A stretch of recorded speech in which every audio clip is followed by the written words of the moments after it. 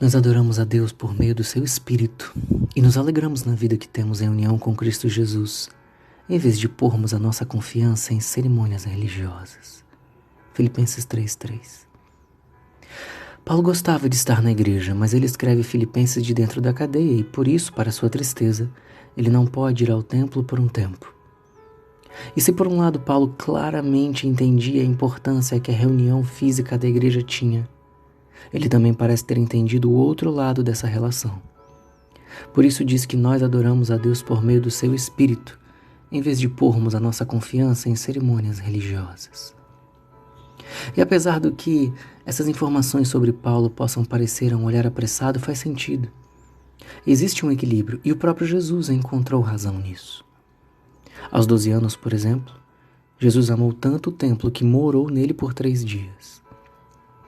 Aos 30 e poucos anos, Jesus amou o templo ao ponto de expulsar quem transformava a casa de oração do seu pai em covil de ladrões. E ao olhar para Jesus nesse momento, João recita o Salmo 69, que diz: "O amor pela tua casa, ó Deus, queima dentro de mim como fogo, as ofensas daqueles que te insultam caem sobre mim."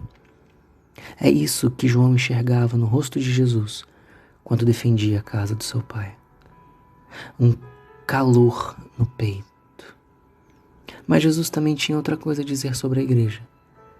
Um dia uma mulher pergunta a Jesus em que monte, em que igreja Deus era melhor adorado. E em João 4, Jesus diz: "Mulher, creia no que eu digo. Chegará o tempo em que ninguém vai adorar a Deus, nem neste monte, nem em Jerusalém.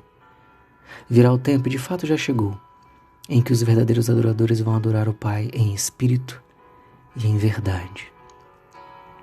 O Jesus que amava o templo também sabia que nossa ligação com Deus só acontece em espírito e em verdade. Tudo o que realmente precisamos é de um espírito quebrantado e da mais profunda sinceridade. Então esse equilíbrio precisa ficar claro. Como é possível que valorizemos a igreja e, ao mesmo tempo, não confiamos demais em cerimônias religiosas? Hebreus 10 é uma boa resposta. Pensemos uns nos outros a fim de ajudarmos todos a terem mais amor e a fazerem o bem. Não abandonemos, como alguns estão fazendo, o costume de assistir às nossas reuniões. Pelo contrário, animemos uns aos outros. O que o texto está dizendo é que não podemos abandonar as nossas reuniões espirituais. Precisamos delas, mas precisamos delas para que nelas pensemos no outro, para que nelas nos ajudemos a ter mais amor e a fazer o bem. Precisamos dela para animar uns aos outros. Esse é o equilíbrio. Não precisamos da igreja para que sejamos cristãos. Precisamos da igreja para que sejamos cristãos melhores, porque não aprendemos tudo sozinhos. Uma quarentena por vários meses pode ter efeitos opostos em frequentadores de igreja. Alguém pode hoje estar com saudade e ao fim da quarentena vai voltar arrependido de cada culto que um dia decidiu faltar.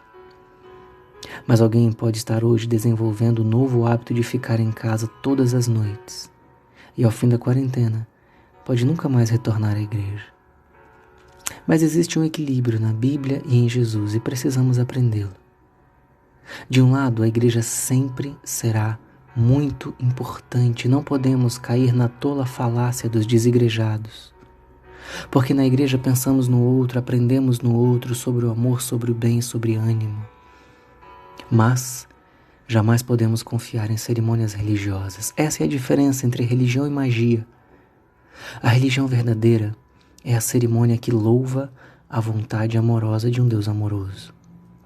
A magia é a cerimônia que tenta dobrar um Deus a realizar a nossa vontade humana.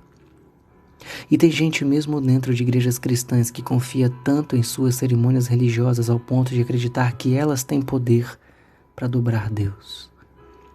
Não tem. A minha oração é que a pandemia passe logo e que a saudade da igreja seja amadurecida em um futuro mais vivo do corpo de Cristo.